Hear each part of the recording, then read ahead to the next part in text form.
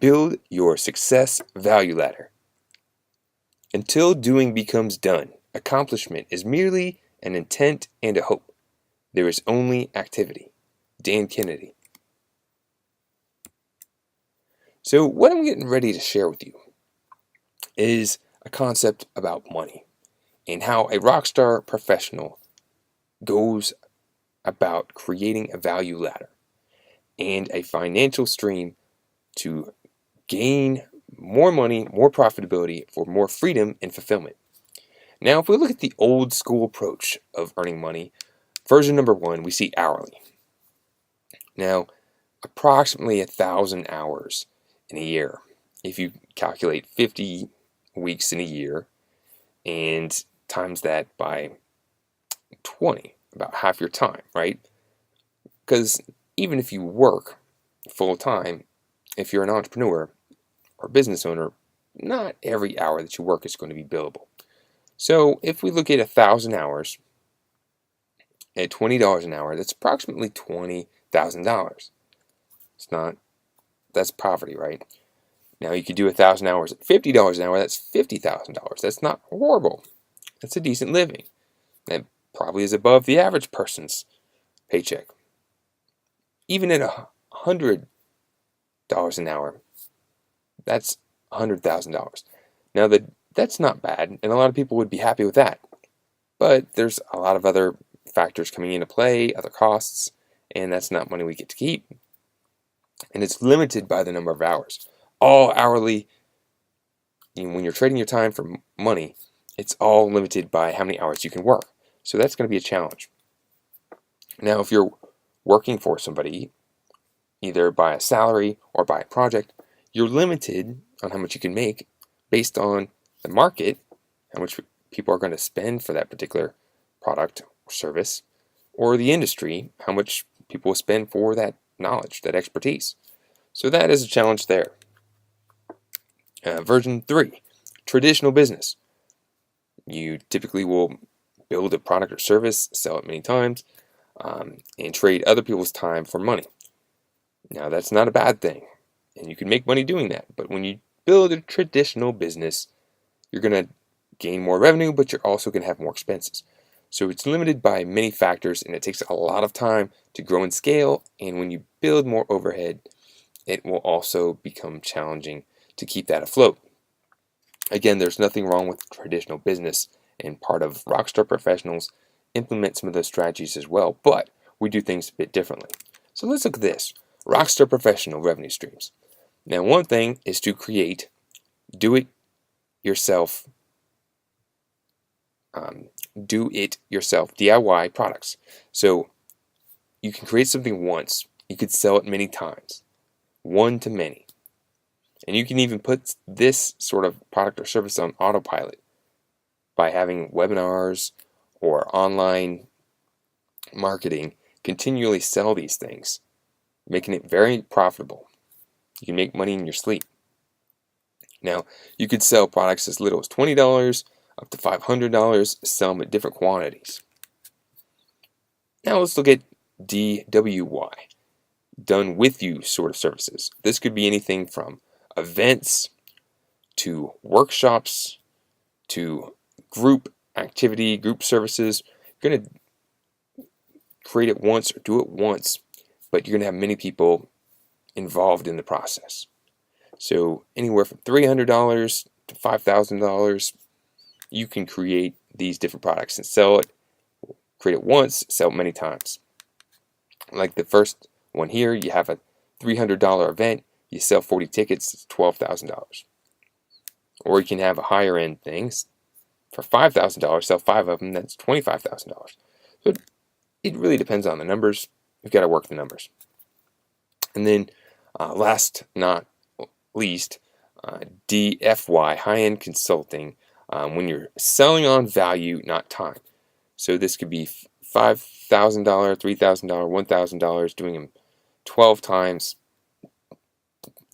different amounts of revenue that you'll generate. Now, what I have here is an example for one person entrepreneur of what the potential is, old school versus being a rockstar professional. Rockstar professionals can also sell affiliate products or services and make commission when they sell other people's products or services. Again, these are rough number examples, so I don't want you to get caught up in the numbers. I just want you to see the difference in between how you can create things one way, the old school way, or being a rockstar professional. The total over here is $178,000. One person can do this. Now, is it easy? No. Is it quick to build all this stuff? No. It does take time, but one person could manage and do all these things to make that amount of money. You could even raise these up so a person can make more. They can have more products they sell, charge more for their events. It's limitless. And at this point, you get past a certain point and you may want to hire people. You may want to have a team. You may want to have partners to do different things with so you can continue to scale this. But the point is, you're creating a value ladder and you're doing things in many different ways to build up massive revenue. The value ladder also has another purpose. When you first meet somebody, they may not be ready to buy your product or service, especially if you're doing high valued products or services. So you may need to have a lower ticket item such as books, or training, or a website, something that they could buy to learn a little bit more about you, something that's going to get them into your value ladder. And then you would provide great value. They'll get to know and trust you, and maybe then you could take them to the next level, something they'll do with you. And they may be doing it in a group, such as a workshop, some sort of group, consulting, or an event. There's many different ways you can do done with you sort of services. And the price goes up a little bit more. All the way up to done for you. Now, they may be buying your time, but it's at a high dollar. Or maybe they're buying someone else's time. But you're still going to be able to provide them a done for you service if they want that. And then again, you can also sell other people's stuff as an affiliate. So now you're getting them started and taking them through an ascension to where you want them to go. And it is beneficial to you because you're making more money. It's also beneficial to your client because you're helping them get started, you're providing value, and they continue to rise the more value you can provide. Maybe they're paying more, but they're getting more for it. So it's a win-win for both parties.